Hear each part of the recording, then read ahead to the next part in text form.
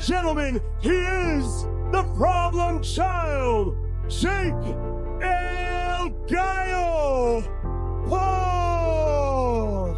Making his entrance to the ring, the challenger, AJ Anthony Joshua.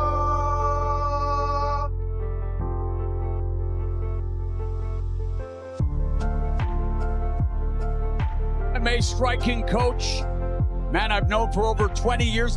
And our unofficial scorer, Sean Wheelock, gave the opening round to the returning legend. Anthony Joshua steps forward with one clear purpose: to enter the ring and leave no doubt behind.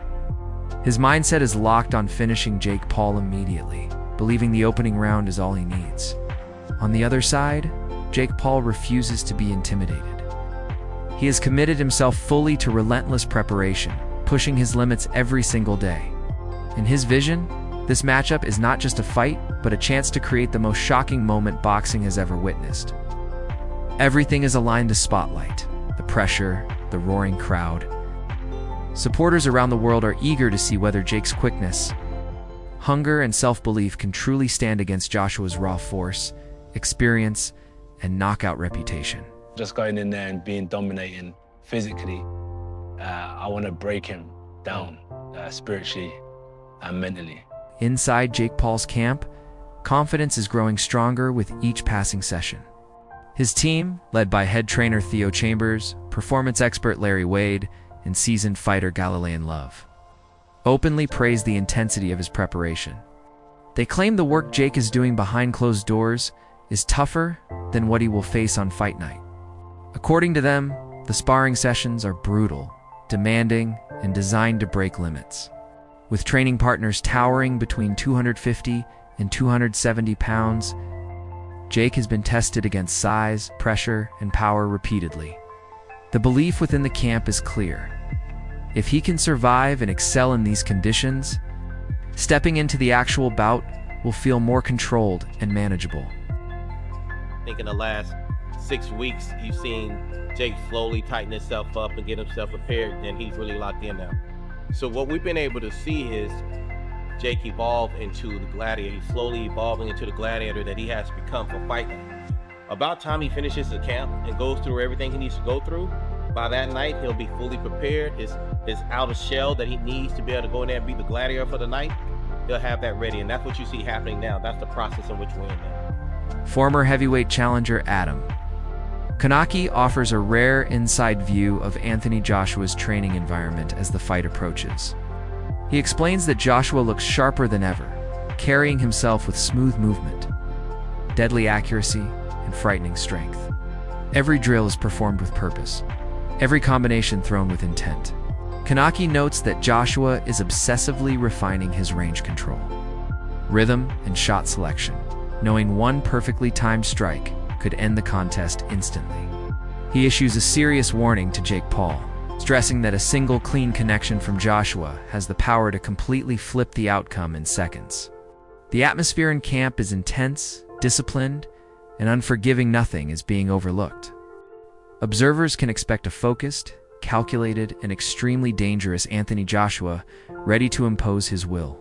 Yeah, I'm here with Anthony. Come by and I came by and got a chance to watch Anthony, train. He looks in real good shape. Can't wait till the fight next week.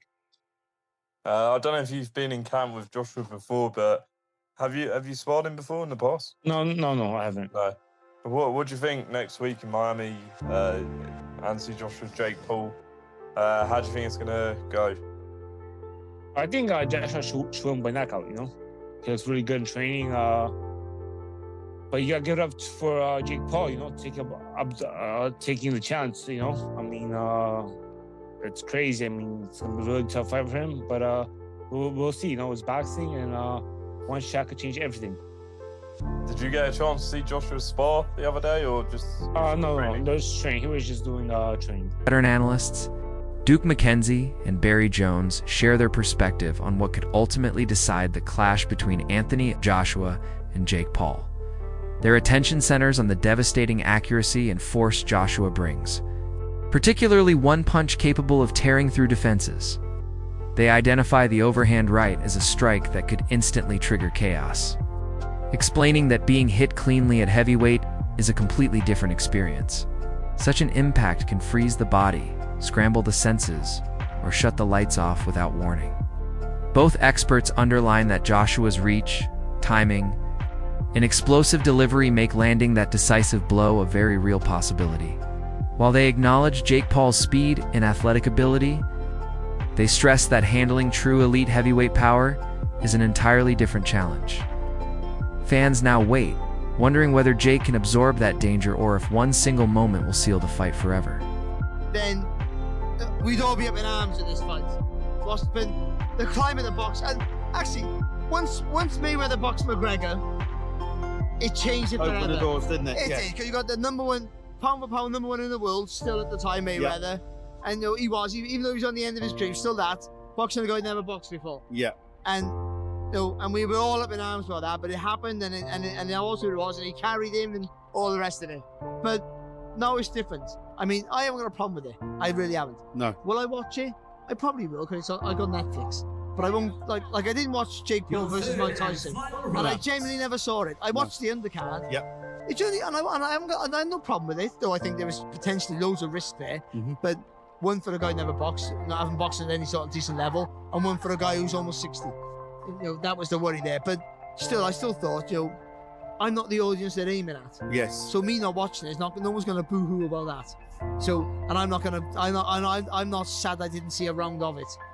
This one's gonna be a little bit different because there's an active boxer who, okay, maybe he's not the fighter he once was, but the way the heavyweight division is, he can still have an impact. Yep. Boxing a guy who's, one, way too small for him, two, has no experience at any level. So, in terms of should it happen, no. Because the climate has changed, it doesn't affect nobody's career except for Joshua's. It's not holding up a world title. I always had a problem with that. No, if it holds up anyone's, like I don't like automatic rematches when they've signed it before the fights happen, because you're holding up people's careers. Who earned their spot number 1, 2, 3, 4, right down to number 50 arguably, because they're all moving up, aren't they? They all have to wait until you get your rematch. And so this doesn't affect nobody. It's a lot of money for both.